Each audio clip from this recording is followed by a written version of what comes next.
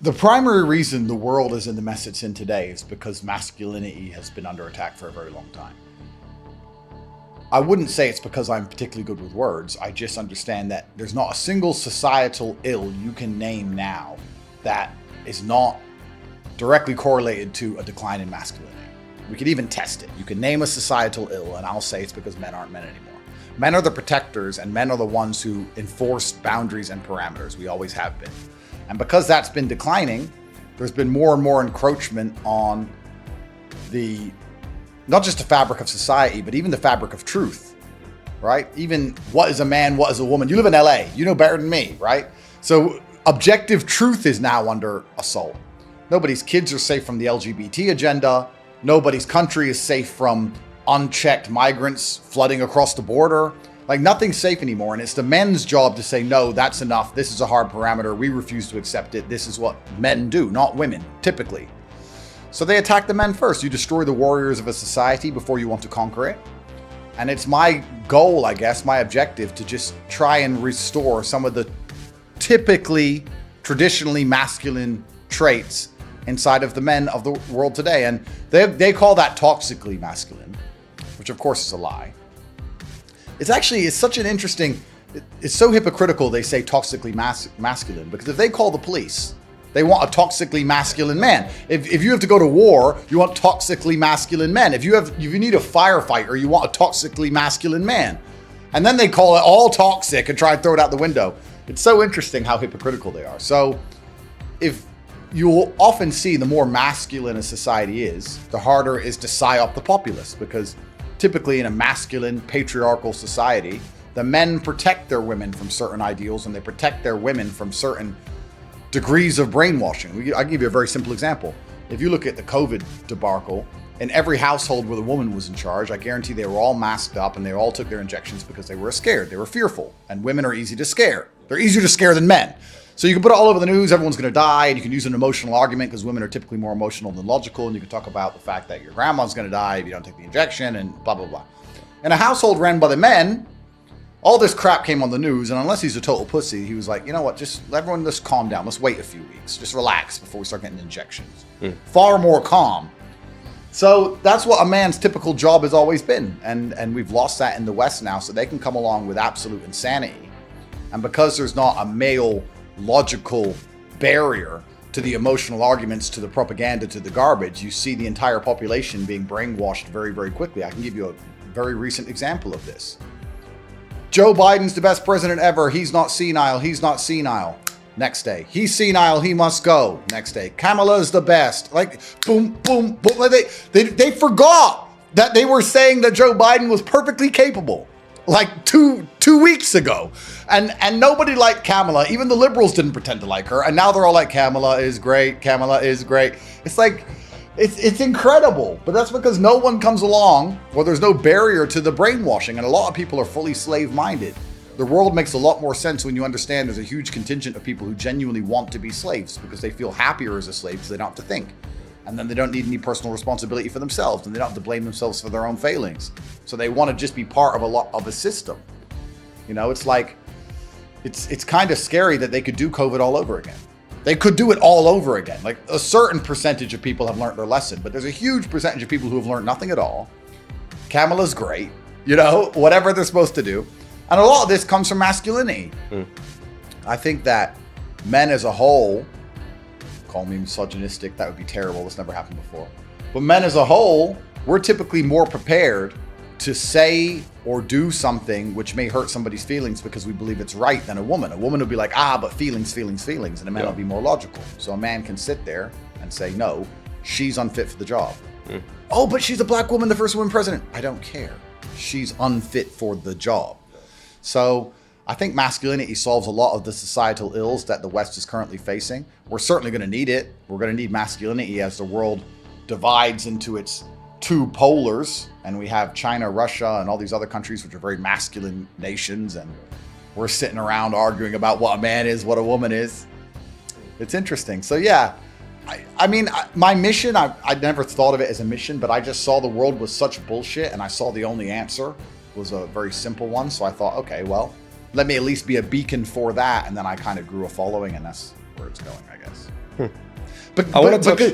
Because truthfully, and don't want to interrupt, but the whole COVID debacle was literally contingent on men being pussies. The reason COVID happened is because men are pussies. That's why it happened. In the countries where they weren't pussies, it didn't happen. And I can give you a very simple example. I was sitting here in a restaurant. My brother was dating a girl from Kyrgyzstan. We said, Kyrgyzstan, what's that like? And she was describing Kyrgyzstan. And we said, what was COVID like during Kyrgyzstan? Like, oh, they tried that. But within 48 hours, everyone said, no, I have to work. I don't care. COVID was over in 3 days in Kyrgyzstan because the men were like, I have to go to work. Piss off. That was it. But in the West, everyone's such cowards. Everyone's so scared. It managed to last for years and years because men are the resilience, and men are also the only ones who are ever going to be able to. When I say rebellion, I don't mean violent, but I do mean rebellion. If enough of the men, the male population, disagree with an idea, then you can't enforce it. You can have an idea that none of the women agree with. You could still enforce it because they can cry and moan. They can make Facebook posts. They can put on a pink hat. An opinion only matters if it's backed by violence. That's right. Nobody gives a shit. But if the men refuse to listen, it's different because exactly, you nailed it. An opinion only matters if it's backed by violence. In fact, nothing in the world matters unless it's backed by violence.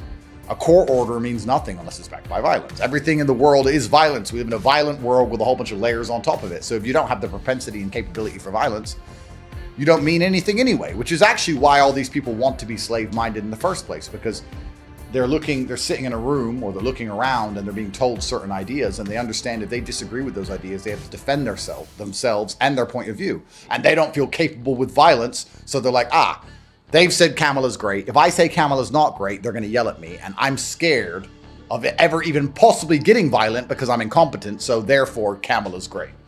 So that's why they just want to take away masculinity and make a whole bunch of weak pussies and idiots.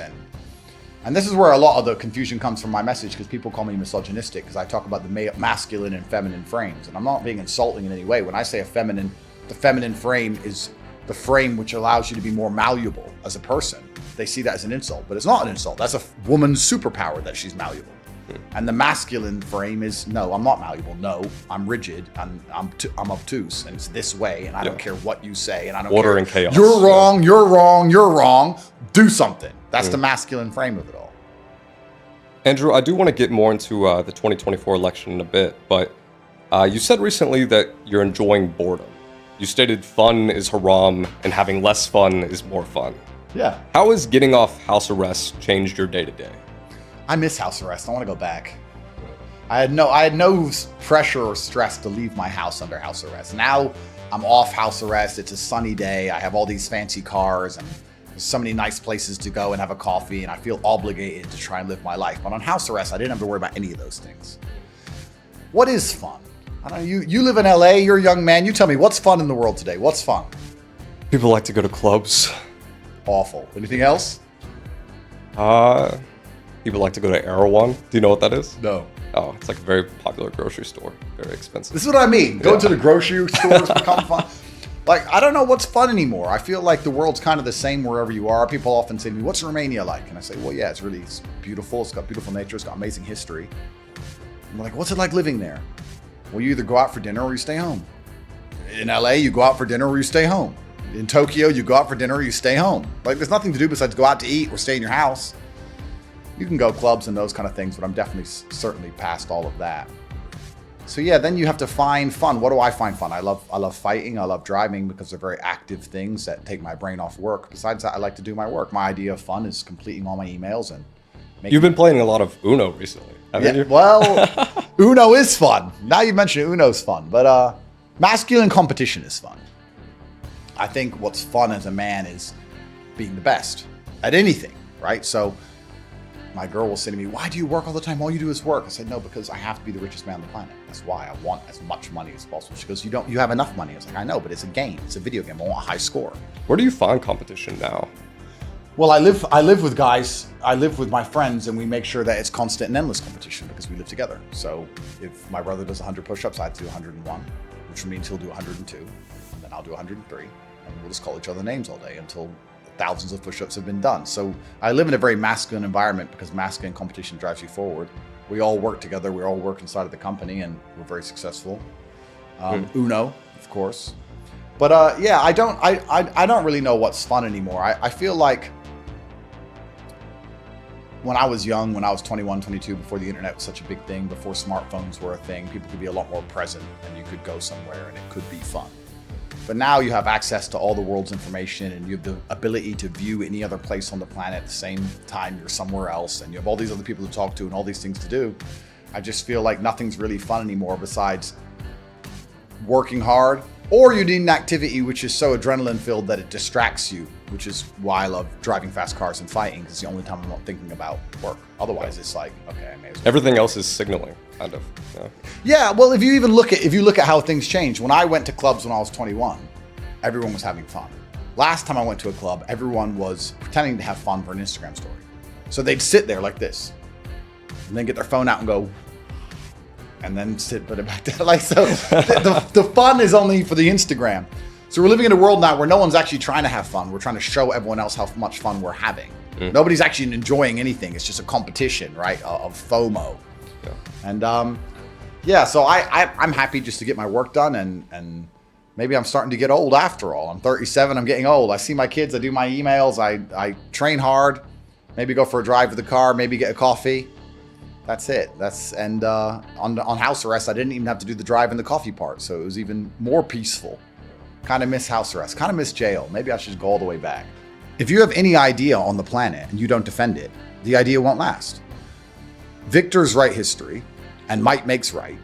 And if you're going to allow yourself to be attacked and never ever reply, or never ever enforce any boundary, you're not going to have anything left at the end of it. It doesn't matter if it's 2 + 2 = 4. If you're not prepared to defend that idea, and the people who believe 2 + 2 = 5 are ready to kill over it, well, then you're going to lose the math is going to change. That's the reality.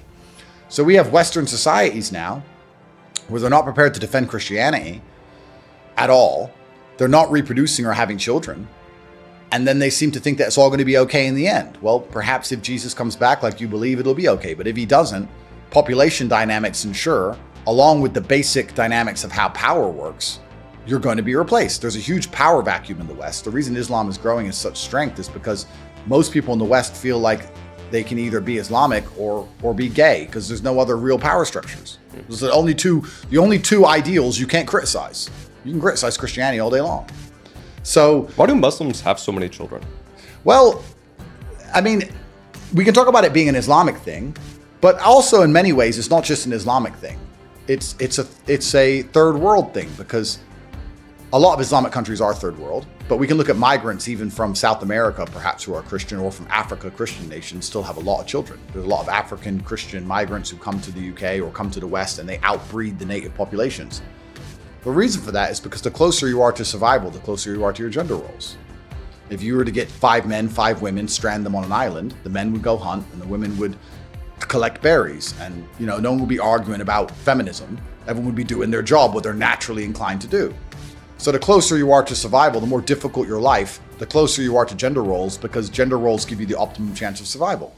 So you have people who are from difficult parts of the world, irregardless of their religion, and they're close to their gender roles. And the female gender role is reproduction. A woman is supposed to have children. That's what her body is built to do. A man's body is built to work. That's why we're big with muscles. And a woman's body is built to have children. That's why she has a uterus. And that's why she has periods. That's what she's meant to do. So that's the basic gender role. And we've fallen away from that in the West, to the point now where the native women of the West, they don't want to have kids. If they do want to have kids, they want to make sure that they already have a huge house and their husband has a whole bunch of money, and they get to have a nanny, and they get a professional photographer to photograph the kids for their Instagram page. And they're not interested in actually having a bunch of children. They're interested in all this other garbage instead.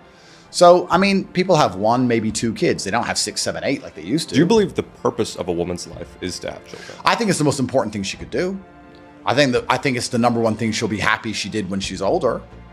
But I also understand why women aren't having kids, because we're now living in a society where women are in so much constant competition, even for men. So you have women who are sitting there and they have a boyfriend, but they're like, oh, I've seen this love story on TikTok about this girl who got picked up on a private jet. That's never happened to me. My boyfriend can't afford a private jet. Do I really want to have kids with this guy, or do I want to hold out? Maybe I'll get one of those guys. I've heard that exact conversation. Well, there you go. So women are now holding out for this Disney fantasy bullshit. Then you end up in a society which we're currently in, where 90% of the women are chasing 5% of the men. And then if they even do get one of those 5% men, then they start complaining that he's not loyal. Well, duh. Every chick in the world wants this guy. What do you expect him to do? Fall in love with just you? But you're going to tell him about your Twilight insights? Really? Oh, you're that special? No, you're not that special. You're a pretty young girl, like most of the pretty young girls are messaging. But I think feeling hungry is a good thing. Yeah, I think being hungry puts you in a state of mind where you struggle to sit still, and you'll get things done, and you can put that energy into you can put that in an effective manner. I mean, what is hungry? Once again, I need food. Listen, you can go 8 weeks without food. We ate 2 hours ago. What do you mean you need to eat? I think it's just the mindset of it. I think fasting is good for you, and there's a whole bunch of medical and health reasons for that, but a lot of it's the mindset. If you're a full-grown man and you're hungry and you're having a panic attack because you can't get hold of some food for an hour, then you're a dipshit. Then you're never going to be able to deal with any of life's genuine struggles. Like, you're hungry, shut up. Don't even mention it. Why even tell anyone? I've always found that amazing that people tell people. You're sitting around people like, man, I'm so hungry. What, do you want therapy? I mean, there's no food here. Like, shut up until there's food around, or go get something. I don't know. It's just, to me, it's just a degree of broadcasting weakness. Like, I need to eat. I'm hungry. I need to eat. I'm hungry. What are you, a baby? That's what babies cry for food. Like, to me, it's all so gay. It's just gay. If you're hungry, just shut up and eat. And you could eat in 2 days from now. You'd be perfectly fine. Do you think crying is signaling? Yeah, I think crying. Like, it's like an ask for help. Yeah, well, I mean, babies cry because they want attention, and women cry because they want attention. And I don't know why men cry as much. Women cry to try and manipulate you primarily. I think men probably do it for the same reason. You're trying to elicit sympathy. But I think men cry a lot less often than women, because we understand that sympathy is a lot harder to come by. It doesn't work. So and no one's coming to save you. No one's coming to save you. So, I mean, if crying worked as well for men as it does for women, men might cry more often, but it doesn't work very well. So most men don't bother with it. But women get to cry, and they can elicit sympathy all the time. Female crying is a superpower, right? If a woman attacks you and hits you and you don't touch her, and the cops turn up and she's crying, you're getting arrested. Yeah. So it's just the way it works, right? But if the man was crying, they'd be like, weird, unstable, arrest him. You get arrested anyway. We're more likely to get arrested if you're crying.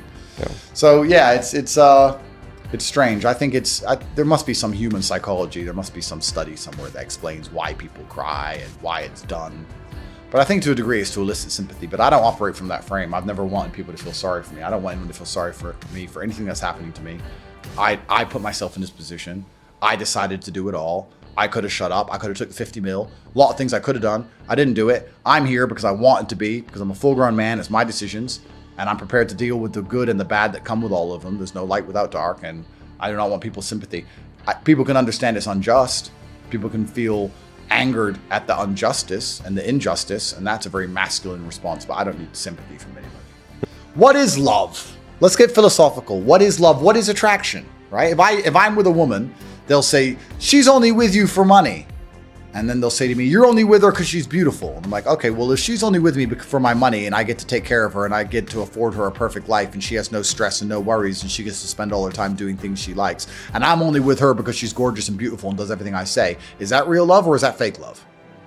You know, often what starts as fake love ends up real love. You see like a young, hot 22-year-old Ukrainian model with some old rich man, and you're like, she's only with him for money. Well, probably on the first date, but after she starts living a certain lifestyle and getting handbags and taken care of, and her family at home get to eat, and she hasn't got to work anymore, and she has no stresses, and she gets to go out on the boat every day, it ends up being real love. Like, that's just how it works. So money isn't that superficial either. I mean, it's often a symptom of many other characteristics. Absolutely. Absolutely. If you have money, you're often good at other things. You're competent. And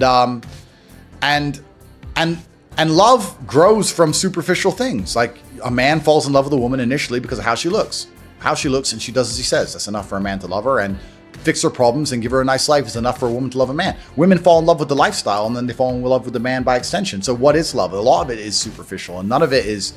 People think this idea of true love is that it's based on nothing, right? If it's true love, it doesn't matter. Well, then so what? True love is that I can stop speaking, I can become a mute, and I can become obese, and I can have no money, and I can put in no effort at all. And Takes away power from you. Yeah, and I can just sit there as a blob, and my woman's going to love me anyway. And I don't think so. I think she should say, no, you're a man. You don't want a woman who wants that. Of course, exactly. A woman has expectations of me, and I have expectations of her, and love is conditional. And it's built on certain things. So yeah, it's kind of funny. People say, women only love you for money. I'm like, well, that's maybe true, but it's real love in a way. Well, heartbreak teaches you primarily, I think as a man, heartbreak is designed to teach you your inadequacies. Because you do get to a certain echelon as a man where women will never leave you. That does exist. There is this magical land you get to where a woman can be like, I hate you so much and all you do is cheat on me and you never even see me and I hate you so much, I love you. Because there's nowhere else to go because they don't want to go down. So at the top of the mountain, it's very difficult for them to degrade. They get there and you do get to that level. So perhaps, when's the last time a woman's left you? Has it been years? Yeah, I have women who I perhaps haven't even seen in years who are still messaging me every day. You know, they came back. Yeah, well, yeah. I mean, but then what is a relationship? This is, again, you get into everything gets confusing at a certain point.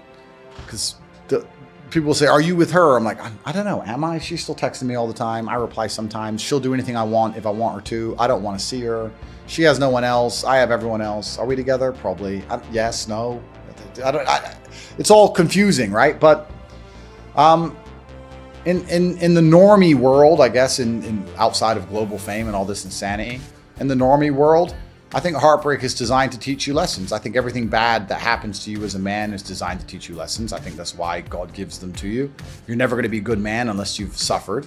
Good men have been through a lot of bad things, and you have to realize why she left or why your heart is broken so that you can change certain things and grow. This is why God puts you in jail or allows you to lose a loved one or a heartbreak or a car crash, anything else. If you're an intelligent person and you crash your car, you sit and say, how did this happen? Was I driving too fast? No. Whose fault was it? Well, an amateur will say, it's their fault. They came speeding out at me. But a professional will say, no, they came speeding out at me. Why couldn't I avoid them? Why couldn't I move? Why didn't I see it? Why am I on this road in the first place? Like, a professional analyzes everything from a position of what they could do about it, having control over all things. And it's the same with heartbreak. If you ask an amateur why his heart's broken, well, she left me because of blah, blah, and he'll just blame her like a dumbass. She's arrogant. She doesn't listen to me. Her friends convinced her to cheat. She wants this, that, instead of saying, I don't have what it takes to keep her. I don't have what it takes to talk in a way that makes her not want to listen to her friends. I'm not important. So if you self-analyze everything, then everything happens for the same reason. No matter what bad thing happens to you, including heartbreak, it all happens for the same reason, for you to analyze and get feedback. I don't know if this is your quote, but I remember it from years back. It's like, if you were richer and more jacked, she wouldn't have left you. Yeah, of course. Do you think that's usually the case? Well, I mean, you can use, it's hyperbole, but it's a basic version that you could apply. Yeah, sure. If you were more important and more successful, she was less likely to leave you. That's the truth. The thing about life is you become a better person via feedback. You don't ever become a better person via anything else, especially not practice. People say practice makes perfect, and that's the biggest mistake because it's not true. Because I often get asked, Andrew, how do you speak the way you speak? And I say, well, feedback. And they say, well, you've practiced, right? Well, everyone practices how to talk. There's people who've been alive 30 years longer than me, who've been practicing to speak longer than I have, who don't speak the way I speak, for example. It's just an example. You have to feedback. You have to watch yourself talk. You have to see where you've made mistakes. You have to see where you say, like a dumbass. You have to remove it consciously. You need feedback to improve. So if a woman left you, that's feedback. Learn the lessons and make sure it doesn't happen again. Or sit and blame her and pretend it's nothing to do with you and then wait for it to happen to you again, because it will. That's how life works. Like, feedback I got from jail or my father dying or heartbreak or being stabbed or whatever it is, all of these things happen for you to learn from them. And everybody in life has these events and everybody in life has these traumas they can learn from, but most people are too stupid or too arrogant or too cowardly to sit down, blame themselves, look in the mirror, analyze the entire situation as if it was their fault, and see what they can do to prevent it from happening again. If I get wet in the rain, I blame myself. Why didn't I bring an umbrella? Why was I outside? Why was the car not nearer? Why didn't I check the weather? It's all me. Whereas the average person goes, why are you wet? It rained. And it's not their fault because the sky rains. It's not my fault. I can't stop the sky raining. Whereas I believe I could have stopped myself getting wet even if I can't stop the rain. It's a mentality. If you were born a woman, would you still have the same vision and dedicate your life to spreading the same message? I actually think I have no idea what I'd do if I was born a woman, because I think that'd be a dire existence, but that's from the masculine frame, because I want to build an empire. And as a woman, if I still thought like that, that would make me a very predatory woman. I'd be dangerous if I was a beautiful woman and I thought like me. Cleopatra, yeah. Yeah, if I thought like me. But I wouldn't think like me because I'd be a woman. I think the best thing you can do as a woman is have a bunch of children. I think it's the best thing you can do is have a bunch of children. I think it's also one of the best things you can do as a man. But as a man, you have to protect and provide for those children, so you have other pursuits, right? As a man, you don't want to have a bunch of children and not be able to give them a good life. But as a woman, you could find the right man and you can have a bunch of children and he can make sure of them they have a good life. And I think that's the most important thing you can do. I think that's what a female's empire is family. So I think if I was a woman, I'd be prioritizing. But then once again, let's be honest. All the things I talked about, how and why society is damaged and how women are chasing the top 5% of men and all these things. If I was a woman, would I be a gold digger? Gold digger. Probably. Probably. Yeah. I want a good life. That's how the world works. So interesting. It's really interesting for me as a thought experiment. I can't imagine the female me, but if she was anything like me as a man, she'd be dangerous. That's for sure. What does a man learn from life about women, and what does he need to learn himself? Women teach you a lot about how to get women, which is actually quite interesting. Very true. They do. Women teach you a lot about how to get women themselves. If you want to piss a woman off, ignore her. Don't insult her. Just don't reply. And you should know that, because when did a woman annoy you most? When she ignored you. That's right. So you can learn so much from them. But women are the prize, effectively. Sexual access or access to sexuality has always been a prize for men that effectively had to be earned. You had to go to war and come back with a Valor Star, or you had to be a king or something to get access to sexuality. So women were the prize up until a certain point, and then if you're a high value enough man, you can say you become the prize, blah, blah. But effectively, women are a fantastic mirror. And how women treat you tell you a lot about yourself. Because women are ruthless. And if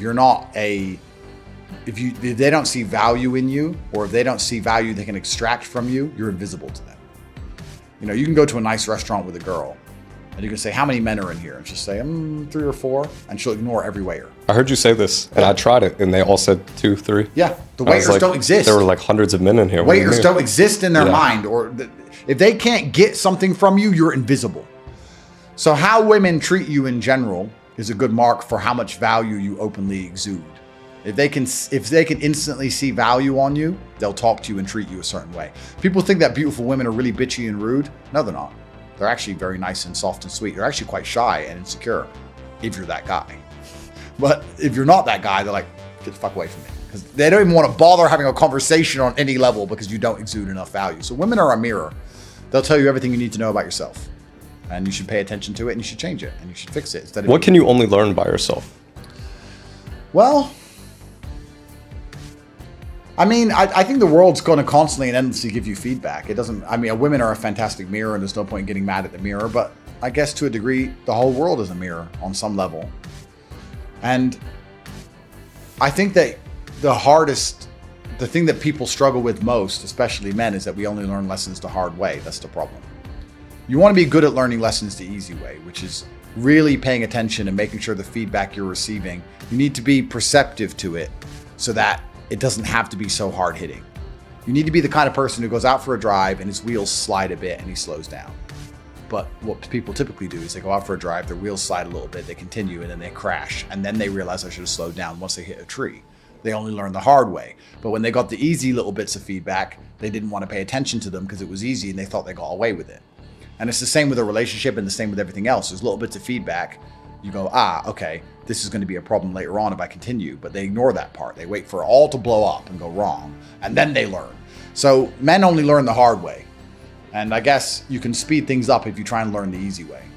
But sooner or later, hard things are going to happen anyway. God's going to make sure. So you're never going to be able to avoid that car crash one way or another. Something's going to happen and it's going to hit you. And then it's your chance to prove to God you are the person you say you are, and to just be cerebral enough about things to understand that everything comes to an end one day unless you die. And if you die, then it doesn't matter anymore.